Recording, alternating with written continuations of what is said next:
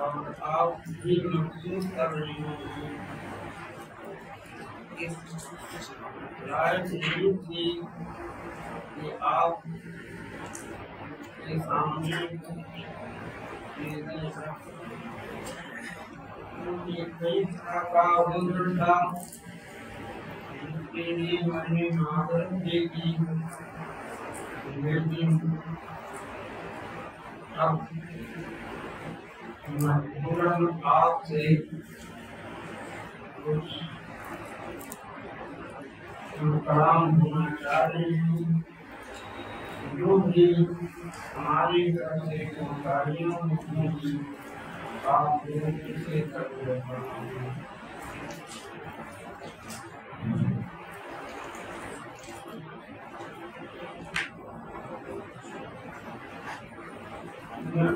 अल्लाह तबारक व तआला ने इस आयत करीमा के अंदर उलमा को जो खिताब दिया है और हमारी जो तवज्जो दिलाई है वो ये ऐसे मुक़द्दस और पाकीज़ा अमल के लिए जिसको खुद अल्लाह तबारक व तआला ने बनफ़े नफीस अंजाम दिया है और आपके साथ बिलवास्ता कहिए या वकील मतलूब कहिए या गैर मतलूब, जो हदीस पाक है वो वकील गैर मतलूब और जो पुरानी नसूस है वो वकील मतलूब है। दोनों तरह की सिफारिश कुरान में और नबी पाक सल्लल्लाहु अलैहि वसल्लम ने आप ही के वास्ते से हम तक पहुँचाया। नबी पाक सल्लल्लाहु अलैहि वसल्लम अपनी जिंदगी में